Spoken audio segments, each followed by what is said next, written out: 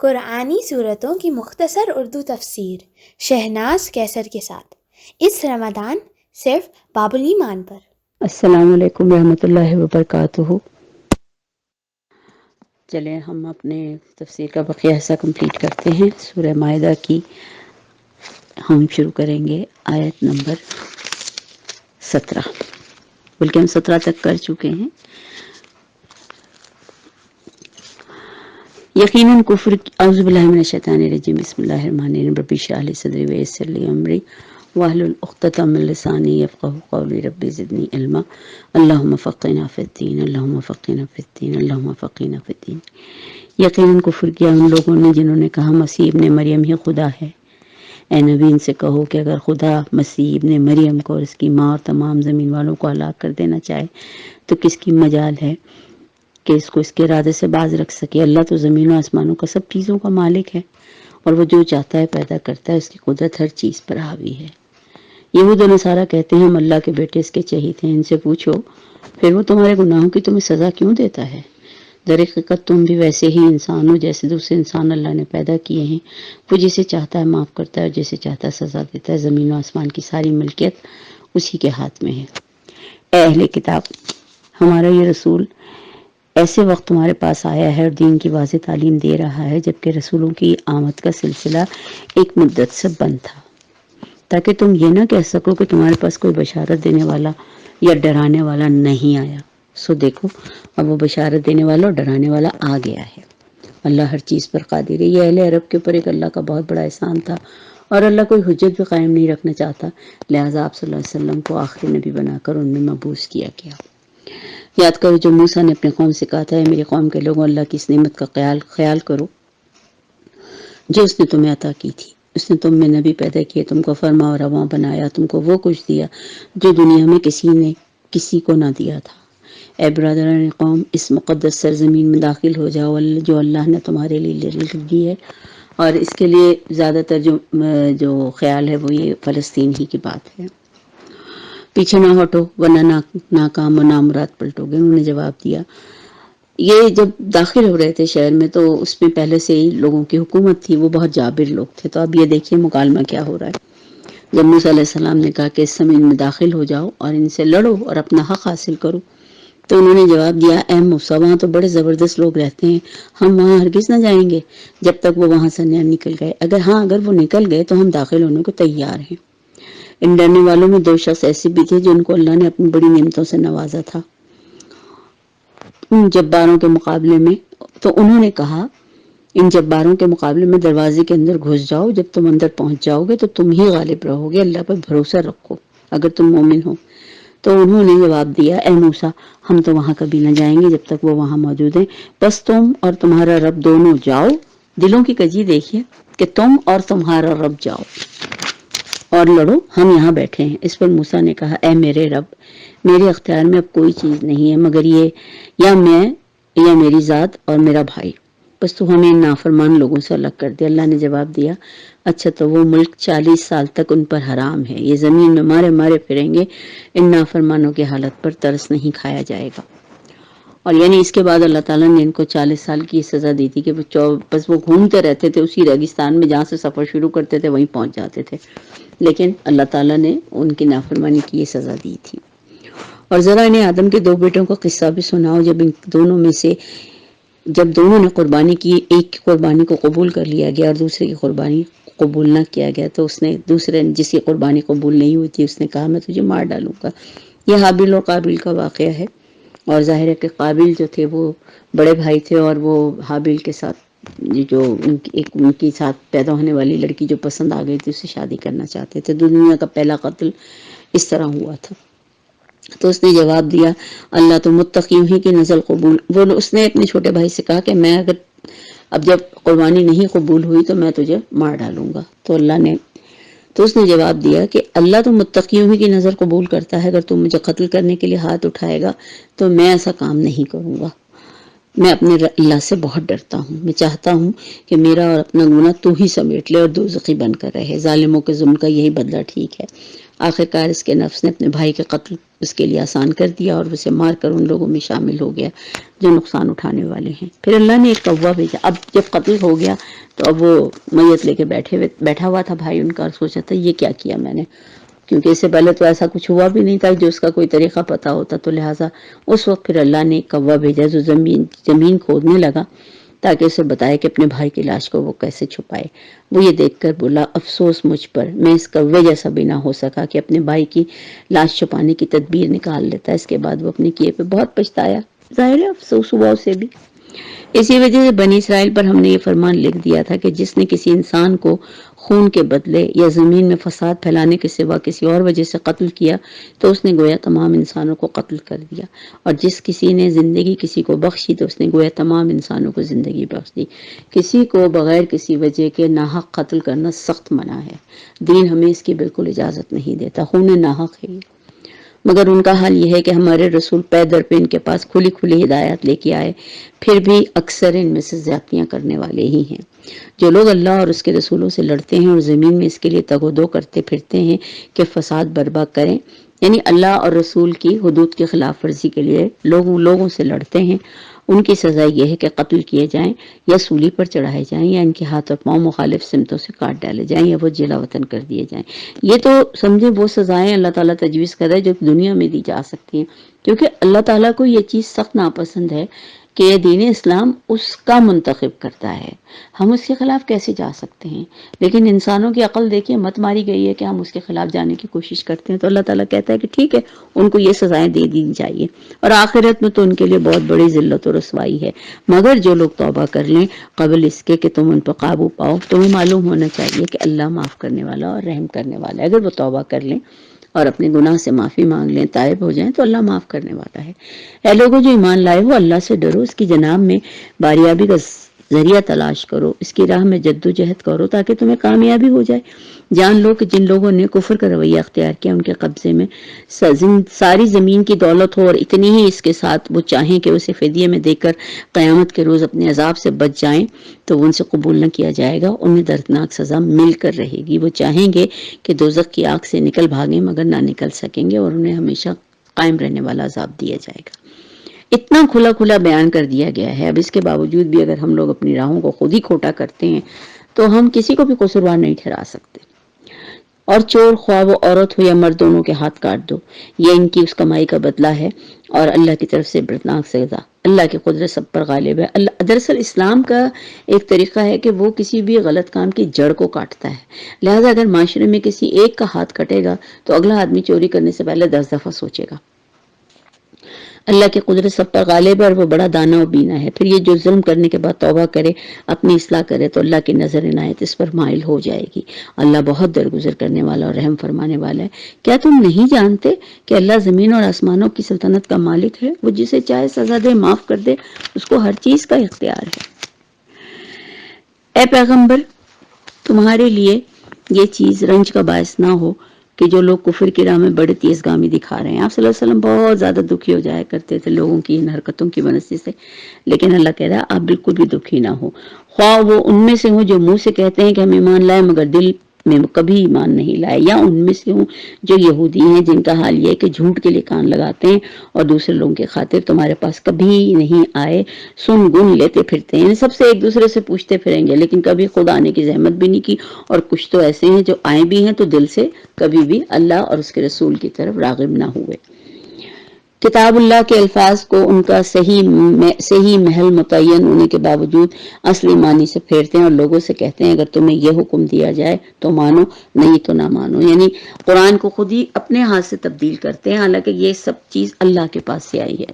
قرآن مکمل طور پر اللہ کی کتاب ہے، اللہ کی طرف سے ہی نازل کیا گیا ہے، اس میں تبدیلی کا کوئی وہ نہیں ہو نہیں سکتا یہ، لیکن یہ لوگ بیوقوف اپنے طور پر لوگوں کو یہ کہتے تھے کہ اگر یہ اس طرح کا تمہیں حکم دیں تو کرو، ورنہ ان کی بات ماننے کی کوئی ضرورت نہیں۔ اصل میں بغض اور عناد جو تھا وہ آپ صلی اللہ علیہ وسلم سے نہیں بلکہ اللہ ہی سے تھا اگر دیکھا جائے تو، کہ اللہ نے عرب میں کیوں بھیج دیا رسول کو، کتاب کو، ہم نے کیوں نہیں بھیجا؟ یہ اب اللہ ان سے پوچھ کے تو نہیں فیصلے کرے گا نا، جسے اللہ نے ہی فتنے میں ڈالنے کا ارادہ کر لیا ہو اس کو اللہ کی گرفت سے بچانے کے لیے تم کچھ نہیں کر سکتے۔ یہ وہ لوگ ہیں جن کے دلوں کو اللہ نے پاک نہ کرنا چاہا، ان کے لیے دنیا میں بھی رسوائی ہے، آخرت میں بھی سخت سزا۔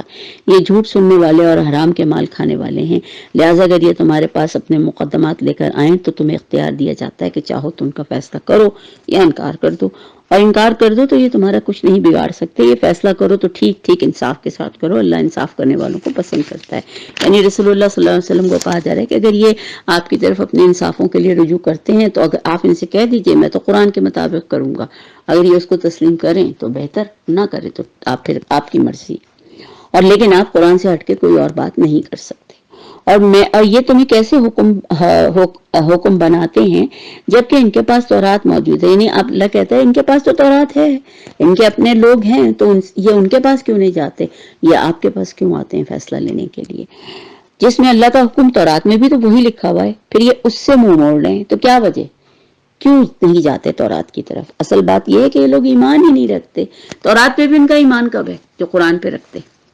ہم نے تو تورات نازل کی جس میں ہدایت اور روشنی تھی، سارے نبی جو مسلم تھے اسی کے مطابق ان یہودیوں کے معاملات کا فیصلہ کرتے تھے۔ اسی طرح ربانی علماء اور احبار جو یہودیوں کے اسکالرز ہوتے ہیں تو یہ بھی اسی پر فیصلے کا مدار رکھتے تھے، کیونکہ انہیں کتاب اللہ کی حفاظت کا ذمہ دار بنایا گیا تھا، وہ اس پر گواہ تھے۔ بس اے گروہ یہود، تم لوگوں سے نہ ڈرو بلکہ مجھ سے ڈرو اور میری آیات کو ذرا ذرا سے معاوضے لے کر بیچنا چھوڑ دو۔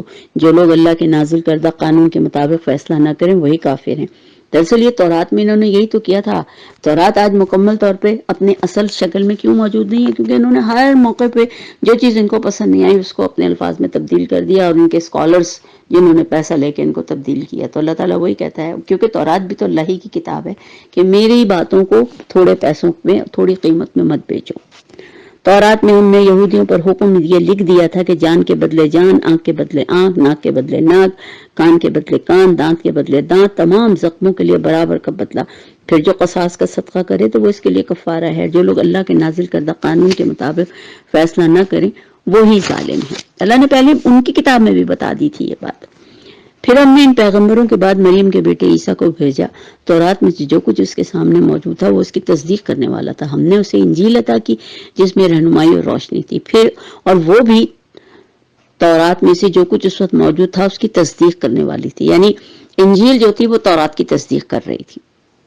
اس لحاظ سے اگر دیکھا جائے تو تورات بہت ہی زیادہ اہم کتاب تھی، لیکن سب سے زیادہ ان لوگوں نے اسی میں تبدیلیاں کی، اور یہ خدا ترس لوگوں کے لیے سراسر نصیحت تھی۔ ہمارا حکم تھا کہ اہل انجیل اس قانون کے مطابق فیصلہ کریں جو اللہ نے اس میں نازل کیا ہے، اور جو اللہ کے نازل کردہ قانون کے مطابق فیصلہ نہ کرے وہی فاسق ہیں۔ کیونکہ جس دور میں جو کتاب آئی اللہ نے اسی کتاب کی اہمیت کو اجاگر کیا اور یہ کہا کہ اپنی کتاب کے مطابق فیصلہ کرو۔ جیسے یہودیوں کو تورات کے متعلق کہا گیا، عیسائیوں کو انجیل کے متعلق کہا گیا، اور مسلمانوں کو قرآن کے۔ لیکن مسلمانوں کے لیے جو قرآن آیا وہ تمام عالم کے لیے تھا، لہٰذا یہودی اور عیسائیوں کو بھی یہ بات صاف صاف پہ بتا دی گئی کہ اب وہ تمام جو پرانی کتابیں تھیں یہ موجودہ کتاب اس کی تصدیق کرنے والی ہے، تو لہٰذا اب اس کو لے کے چلنا ہے۔ پھر اے نبی ہم نے تمہاری یہ کتاب بھیجی جو حق لے کر آئی تھی، اور اس کتاب میں جو کچھ اس کے آگے موجود ہے اس کی تصدیق کرنے والی، اس کی محافظ ہونے کے بان ہے، لہٰذا تم خدا کے نازل کردہ قانون کے مطابق لوگوں کے معاملات کا فیصلہ کرو، اور جو حق تمہارے پاس آیا ہے اس سے منہ موڑ کر اس کی خواہشات کی پیروی نہ کرو۔ ہم نے تم کو انسانوں میں سے ہر ایک کے لیے ایک شریعت اور ایک رائے عمل دے کر بھیجا ہے۔ اگرچہ تمہارا خدا چاہتا تو تم سب کو ایک امت بنا دیتا، سب کو مسلمان بنا ہے ہی مسلمان، لیکن ایک مسلمان امت بنا دیتا، لیکن اس نے یہ اس لیے کیا کہ جو کچھ اس نے تم لوگوں کو دیا ہے اس میں تمہاری آزمائش کرے، لہٰذا بھلائیوں میں ایک دوسرے سے سبقت لے جانے کی کوشش کرو۔ آخرکار تم سب کو خدا کی طرف ہی پلٹ کر جانا ہے، پھر وہ تمہیں اصل حقیقت بتا دے گا جس میں تم اختلاف کرتے رہے ہو۔ بس اے نبی تم اللہ کی نازل کردہ قانون کے مطابق ان لوگوں کے معاملات کا فیصلہ کرو، ان کے خواہشات کی پیروی نہ کرو، اور ہوشیار رہو کہ یہ لوگ تم کو فتنے میں ڈال کر اس ہدایت سے ذرا برابر منحرف نہ کر دیں جو خدا نے تمہاری طرف نازل کی ہے۔ پھر اگر یہ اس سے منہ موڑے تو جان لو کہ اللہ نے ان کے بعض گناہوں کی پاداش میں ان کو مصیبت میں مبتلا کرنے کا ارادہ کر لیا ہے، اور یہ حقیقت ہے، ان لوگوں میں سے اکثر فاسق ہیں۔ اگر یہ خدا کے قانون سے منہ موڑتے ہیں تو کیا پھر جاہلیت کا وہ فیصلے چاہتے ہیں جو کہ ظاہر ہے کہ وہ قرآن سے بھی، ان کی کتاب سے بھی نہیں تھے۔ حالانکہ جو لوگ اللہ پر یقین رکھتے ہیں ان کے نزدیک اللہ سے بہتر فیصلہ کرنے والا کون ہو سکتا ہے؟ اے لوگوں جو ایمان لائے ہو، یہودیوں اور عیسائیوں کو اپنا رفیق نہ بناؤ، یہ آپس میں ہی ایک دوسرے کے رفیق ہیں۔ اگر تم میں سے کوئی ان کو اپنا رفیق بناتا ہے تو پھر اس کا شمار بھی انہی میں ہے۔ سبحان اللہ، ہمارے لیے بار بار اس بات کی تاکید آئی ہے کہ ان لوگوں کو اپنا دوست، اپنا رفیق نہ بناؤ، اپنا ولی نہ بناؤ۔ یقیناً اللہ ظالموں کو اپنی رہنمائی سے محروم کر دیتا ہے۔ تم دیکھتے ہو کہ جن کے دلوں میں نفاق کی بیماری ہے وہ انہی میں دوڑ دھوپ کرتے پھرتے ہیں، کہتے ہیں ہمیں ڈر لگتا ہے کہ ہم کسی مصیبت میں نہ پھنس جائیں، مگر بعید نہیں کہ جب اللہ تمہیں فیصلہ کن فتح بخشے گا یا اپنی طرف سے کوئی اور بات ظاہر کرے گا تو یہ لوگ اپنے اس نفاق پر جس کو کہ یہ دل میں چھپائے ہوئے ہیں بہت ہی نادم ہوں گے۔ ظاہر ہے اپنے دل میں یہ تو ہیں ہی نا شرمندہ، لیکن یہ کہ منہ سے ایسا ہی شو کرتے ہیں کہ جیسے ہم سے زیادہ، ان سے زیادہ ہمارے لیے خیال رکھنے والا کوئی نہیں۔ اور اس وقت اہل ایمان کہیں گے کہ یہ وہی لوگ ہیں جو اللہ کے نام سے کڑی کڑی قسمیں کھا کر یقین دلاتے تھے کہ ہم تمہارے ساتھ ہیں۔ ان سب کے اعمال ضائع ہو گئے اور آخرکار یہ ناکام و نامراد رہے۔ قیامت کے دن یہی ہوگا، جب ایمان والے ان کو دیکھیں گے تو کہیں گے کہ یہ وہی لوگ ہیں جو اتنا اللہ اور اس کے رسول کا نام لے کر ہمیں یقین دلاتے تھے اور آج کہاں پڑے ہیں۔ اے لوگوں جو ایمان لائے ہو، اگر تم میں سے کوئی اپنے دین سے پھرتا ہے تو پھر جائے۔ اللہ اور بہت سے لوگ ایسے پیدا کر دے گا جو اللہ کو محبوب ہوں گے اور اللہ ان کو محبوب ہوگا، جو مومنوں پر نرم اور فرم بھی ہوں گے اور خیال رکھنے والے بھی ہوں گے، اور جو اللہ کی راہ میں جد و جہد کریں گے اور کسی کے ملامت کرنے والے کے ملامت سے نہ ڈریں گے۔ یہ اللہ کا فضل ہے، جسے چاہتا ہے وہ عطا کرتا ہے۔ اللہ وسیع ذرائع کا مالک ہے اور وہ سب کچھ جانتا ہے۔ تمہارے رفیق تو حقیقت میں صرف اللہ اور اللہ کا رسول اور وہ اہل ایمان ہیں جو نماز قائم کرتے ہیں، زکوٰۃ دیتے ہیں اور اللہ کے آگے جھکنے والے ہیں۔ اور جو اللہ اور اس کے رسول اور اہل ایمان کو اپنا رفیق بنا لے اسے معلوم ہو کہ اللہ کی ہی جماعت غالب رہنے والی ہے۔ اللہ تعالیٰ اپنے ایمان والوں کو اور اپنے مومنین اور متقین کو اکیلا کیسے چھوڑ سکتا ہے؟ لہٰذا اپنے دل میں یہ اطمینان ہونا چاہیے کہ اگر ہم ایک دوسرے کے ساتھ ایک دوسرے کو مل کر اور ایک دوسرے کا سہارا بن کر دین کے لیے کام کریں تو یقیناً فتح و نصرت ہمارے ہی حصے میں آئے گی۔ اے لوگوں جو ایمان لائے ہو، تمہارے پیش رو اہل کتاب میں سے جن لوگوں نے تمہارے دین کو مذاق اور تفریح کا سامان بنا لیا ہے، انہیں اور دوسرے کافروں کو اپنا دوست اور رفیق نہ بناؤ۔ بار بار یہ چیز ریپیٹ ہوتی ہے، لیکن دیکھیں ہم لوگ کس قدر غفلت میں یہ چیز زندگی گزار رہے ہیں۔ اللہ سے ڈرو اگر تم مومن ہو۔ جب تم نماز کے لیے منادی کرتے ہو تو وہ اس کا مذاق اڑاتے ہیں اور اس سے کھیلتے ہیں، نماز کے لیے جب وہ بلایا جاتا ہے نا تو باقاعدہ اس زمانے میں بھی جب اذان ہوا کرتی تھی تو باقاعدہ مذاق اڑاتے تھے کہ بھئی یہ کیسی آواز ہے، یہ کیا طریقہ ہے۔ اس کی وجہ یہ ہے کہ وہ عقل نہیں رکھتے اور نماز کی اذان کی نقلیں بھی اتارا کرتے تھے۔ مؤذن جو بولا کرتا تھا ان کی نقلیں بھی اتارا کرتے تھے۔ یہ ایک عام انسانی فطرت ہے، جب کسی کی کو ذلیل کرنا ہوتا ہے یا کسی کا مذاق اڑانا ہوتا ہے تو انسان ہر طرح سے اپنے اس سے گر جاتا ہے۔ اس کی وجہ یہ ہے کہ وہ عقل ہی نہیں رکھتے۔ ان سے کہو اے اہل کتاب، ہاں تم جس بات پر ہم سے بگڑے ہو وہ اس کے سوا اور کیا ہے کہ ہم اللہ اور دین کی اس تعلیم پر ایمان لائے ہیں جو ہماری طرف نازل ہوئی ہے اور ہم سے پہلے بھی نازل ہوئی تھی، اور تم میں سے اکثر لوگ فاسق ہیں۔ پھر کہو کہ کیا میں ان لوگوں کی نشاندہی کروں جن کا انجام خدا کے ہاں فاسقوں کے انجام سے بھی بدتر ہے، وہ جن پر خدا نے لعنت کی، جن پر اس کا غضب ٹوٹا، اور جن میں سے بہت سے لوگ بندر اور سور بنا دیے گئے۔ جنہوں نے طاغوت کی بندگی کی ان کا درجہ اس سے بھی زیادہ برا ہے اور وہ سواء السبیل میں بہت زیادہ آگے تک بھٹکے ہوئے ہیں۔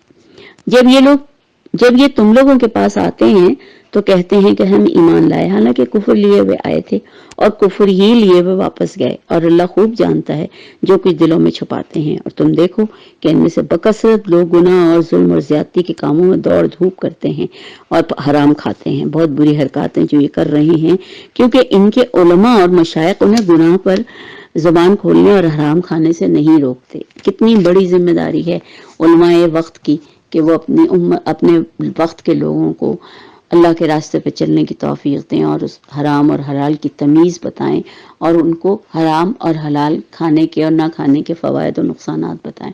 لیکن یہ کام آج ہمارے دور میں بھی نہیں ہو رہا ہے۔ یقیناً بہت ہی برا کارنامہ زندگی ہے جو وہ تیار کر رہے ہیں۔ یہودی کہتے ہیں کہ اللہ کے ہاتھ بندھے ہوئے ہیں۔ اصل میں عربی زبان کا یہ ایک محاورہ ہے کہ جب وہ کہتے ہیں نا ہاتھ بندھے ہوئے، اس کا مطلب ہے اللہ بخیل، کہ وہ جس کے لیے بھی یہ بات ہو وہ بخیل ہے، یا باندھے گئے ان کے ہاتھ، یعنی ان پر حالات میں اس طرح کا کچھ اثر ڈالا کہ ان کا ہاتھ بخش سے رکا ہوا ہے، تو لعنت پڑی ان لوگوں پر اس بکواس کی بدولت جو وہ کرتے ہیں۔ اللہ کے ہاتھ تو کشادہ ہیں، وہ جس طرح چاہے خرچ کر سکتا ہے، بھلا اللہ کے ہاتھ کیسے بندھے ہوں گے؟ پوری دنیا کو اتنا کچھ عطا کر رہا ہے، اس پہ بھی اگر ہم یہ کہیں کہ اس کے ہاتھ بندھے ہوئے ہیں تو ہم سے زیادہ بے وقوفی کوئی نہیں ہوگا۔ حقیقت یہ ہے کہ جو کلام تمہارے رب کی طرف سے تم پر نازل ہوا ہے وہ ان میں سے اکثر لوگوں کی سرکشی اور باطل پرستی میں الٹے اضافے کا موجب بن گیا ہے، اور اس کی پاداش میں ہم نے ان کے درمیان قیامت تک کے لیے عداوت و دشمنی ڈال دی ہے۔ جب کبھی یہ جنگ کی آگ بھڑکاتے ہیں اللہ اس کو ٹھنڈا کر دیتا ہے۔ زمین میں فساد پھیلانے کی کوشش کر رہے ہیں، مگر اللہ فساد پر برپا کرنے والوں کو ہرگز پسند نہیں کرتا۔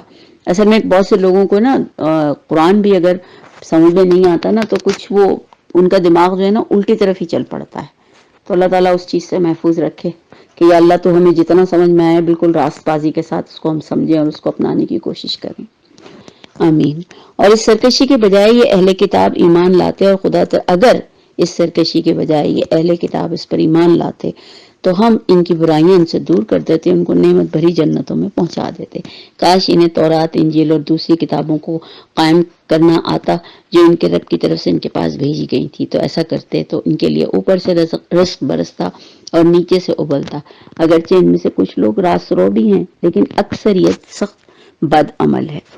اللہ کے راستے پر چلیں، اللہ سے توکل کے ساتھ اپنی جو بھی ضروریات ہیں مانگیں۔ وہ تو کہتا ہے نا جوتے کا تسمہ بھی مجھ سے مانگو، تو لہٰذا ہم دیکھتے ہیں کہ جب کبھی ہم اللہ کے راستے پہ چلتے ہیں اللہ تعالیٰ ہمارے لیے بہت راستے کھولتا ہے، اور خاص طور پہ دل میں ایک خاص سکینت آ جاتی ہے۔ لیکن ہم لوگوں کا مسئلہ یہ کہ ہم شاید اللہ کی دین کو صرف یہی جانتے ہیں کہ ہمارے پاس پیسہ خوب آ جائے، ہمارے پاس گاڑیاں ہو جائیں، ہمارا گھر ہو جائے، ہم اپنی دل کی وہ سکینت نہیں کاؤنٹ کرتے جو اللہ کے راستے پہ چلنے سے ہمیں حاصل ہوتی ہے۔ اے پیغمبر، جو تمہارے رب کی طرف سے تم پر نازل کیا گیا وہ لوگوں تک پہنچا دو۔ اگر تم نے ایسا نہ کیا تو اس کی پیغمبری کا حق ادا نہ کیا۔ اللہ تم کو لوگوں کی شر سے بچانے والا ہے۔ یقین رکھو وہ کافروں کو تمہارے مقابلے میں کامیابی کی راہ ہرگز نہ دکھائے گا۔ صاف کہہ دو کہ اے اہل کتاب، تم ہرگز کسی اصل پر نہیں ہو جب تک کہ تورات و انجیل اور ان دوسری کتابوں کو قائم نہ کرو جو تمہارے رب کی طرف سے نازل کی گئی۔ یہ ضرور ہے کہ یہ فرمان جو تم پر نازل کیا گیا ان میں سے اکثر کی سرکشی اور انکار کو اور زیادہ بڑھا دے گا۔ اکثر ظاہر ہے اس زمانے میں تو یہ چیز عام تھی کہ وہ اپنے دین میں لگے ہوئے تھے، لہٰذا انہیں قرآن بالکل پسند ہی نہیں تھا، مگر انکار کرنے والوں کے حال پر کچھ افسوس نہ کرو۔ یقین جانو یہاں کسی کی حکومت نہیں ہے، مسلمانوں، یہودیوں، صابیوں، عیسائیوں، جو بھی اللہ اور اس کے روز آخرت پر ایمان لائے گا وہی اس کے لیے کامیابی بھی ہے اور وہ کسی رنج اور پریشانی سے دور رہے گا۔ ہم نے بنی اسرائیل سے پختہ عہد لیا تھا اور ان کی طرف بہت سے رسول بھیجے، مگر جب کبھی ان کے پاس کوئی رسول ان کے خواہشوں کے خلاف کوئی بات لے کر آیا تو کسی نے اس کو جھٹلا دیا، کسی کو انہوں نے جھٹلا دیا اور کسی کو قتل کر دیا۔ اپنے نزدیک یہ سمجھے کوئی فتنہ رونما نہ ہوگا، اس لیے اندھے بہرے بن گئے، پھر اللہ نے انہیں معاف کیا۔ ان میں سے اکثر لوگ اور زیادہ اندھے اور بہرے بنتے چلے گئے۔ اللہ کی ڈھیل کا ناجائز فائدہ نہیں اٹھانا چاہیے، یاد رکھنا چاہیے اور سوچتے رہنا چاہیے کہ کیا وجہ ہے کہ ہم تو اتنا غلط کام کر رہے ہیں لیکن پھر اس کے باوجود ہمیں اتنی عنایت کیوں ہو رہی ہیں۔ یہ کوئی نہ کوئی وجہ ضرور ہوتی ہے۔ یقیناً کفر کیا ان لوگوں نے جنہوں نے کہا کہ اللہ مسیح ابن مریم ہی ہے، حالانکہ مسیح نے کہا تھا اے بنی اسرائیل اللہ کی بندگی کرو جو میرا رب بھی ہے اور تمہارا رب بھی ہے۔ جس نے اللہ کے ساتھ کسی کو شریک ٹھہرایا اس پر اللہ نے جنت کو حرام کر دیا اور اس کا ٹھکانہ جہنم ہے، اور ایسے ظالموں کا کوئی مددگار نہیں۔ یقیناً کفر کیا ان لوگوں نے جنہوں نے کہا کہ اللہ تین میں اس کا ایک ہے، حالانکہ ایک خدا کے سوا کوئی خدا نہیں ہے۔ اگر یہ لوگ اپنی باتوں سے باز نہ آئے ہیں تو ان میں سے جس نے کفر کیا اس کو دردناک سزا دی جائے گی۔ پھر کیا یہ اللہ سے توبہ نہ کریں گے اور اس سے معافی نہ مانگیں گے؟ اللہ بہت درگزر کرنے والا ہے۔ مسیح ابن مریم اس کے سوا کچھ نہیں کہ بس ایک رسول تھا۔ اس سے پہلے بھی بہت سے رسول گزر چکے ہیں۔ اس کی ماں ایک راست باز عورت تھی اور وہ دونوں کھانا کھاتے تھے انسانوں کی طرح۔ دیکھو ہم نے کس طرح ان کی حقیقت کی نشانیاں بیان کر دی. پھر یہ دیکھو کدھر الٹے پھرے جاتے ہیں، اس کو اللہ کا بیٹا قرار دیتے ہیں، جبکہ ایسا کچھ نہیں. ان سے کہو کیا تم اللہ کو چھوڑ کر اس کی پرستش کرتے ہو جو نہ تمہارے لیے نقصان کا درجہ کا اختیار رکھتا ہے نہ نفع کا، حالانکہ سب کی سننے والا اور سب کچھ جاننے والا تو اللہ ہی ہے. کہو اے اہل کتاب اپنے دین میں ناحق غلو نہ کرو اور ان لوگوں کے تخیلات کی پیروی نہ کرو جو تم سے پہلے خود بھی گمراہ ہوئے اور بہتوں کو گمراہ کیا، اور جو سیدھا راستہ تھا صراط مستقیم کا اس سے یعنی سوا اس سبیل سے بھٹکتے چلے گئے. بنی اسرائیل میں سے جن لوگوں نے کفر کی راہ اختیار کی ان پر داؤد علیہ السلام اور عیسیٰ ابن مریم کی زبان میں لعنت کی گئی، کیونکہ وہ سرکش ہو گئے تھے اور زیادتیاں کرنے لگے تھے. انہوں نے ایک دوسرے کو برے افعال کے ارتکاب سے روکنا چھوڑ دیا تھا. سب سے امپورٹنٹ چیز ہے کہ ہمارا کیا فرض ہے کہ دوسروں کو جب ہم دیکھیں تو اس کو روکیں، اور یہ وہ طرز عمل تھا جو انہوں نے اختیار کیا. آج تم ان میں بکثرت ایسے لوگ دیکھتے ہو جو اہل ایمان کے مقابلے میں کفار کی حمایت اور رفاقت کرتے ہیں. یقیناً بہت برا انجام ہے جس کی تیاری ان کے نفسوں نے ان کے لیے کی ہے. اللہ ان پر غضبناک ہو گیا ہے اور وہ دائمی عذاب میں مبتلا ہونے والے ہیں. مسلمانوں کو چھوڑ کر غیر مسلموں کی تقلید اور ان کو واہ واہ کرنا اور ان کے لیے ان کی حمایت کرنا اور رفاقت کرنا، قرآن اس کی کس طرح سے نفی کر رہا ہے، یہ ہم سب کے سوچنے کا مقام ہے. اگر فی الواقع یہ لوگ اللہ اور پیغمبر اس چیز کے ماننے والے ہوتے جو پیغمبر پر نازل ہوئی تھی تو کبھی اہل ایمان کے مقابلے میں کافروں کو اپنا رفیق نہ بناتے، مگر ان میں سے بیشتر لوگ اللہ کی اطاعت سے آگے نکل چکے ہیں. تم اہل ایمان کی عداوت میں سب سے زیادہ سخت یہود اور مشرکین کو پاؤ گے، اور ایمان لانے والوں کے لیے دوستی میں قریب تر ان لوگوں کو پاؤ گے جنہوں نے کہا تھا ہم نصارہ ہیں. یعنی عیسائی جو ہیں وہ پھر بھی مسلمانوں کے ساتھ تھوڑا بہت اچھا رویہ رکھتے بھی ہیں اور دلوں میں تھوڑا بہت خیال رکھتے ہیں، لیکن باقی یہ مشرکین اور یہود بہت سخت ہیں اس معاملے میں. یہ اس وجہ سے کہ ان میں عبادت گزار عالم اور تارک دنیا فقیر بھی پائے جاتے ہیں اور ان میں غرور نفس نہیں ہے. چلیے جی الحمدللہ ہم نے آج مائدہ کی اب 82 آیات ہو گئی ہیں. انشاءاللہ میں پھر بقیہ آیات کو دوبارہ کنٹینیو کروں گی. وما آخر دعوانا الحمدللہ رب العالمین. اللہ ہماری اس کوشش کو قبول کرے.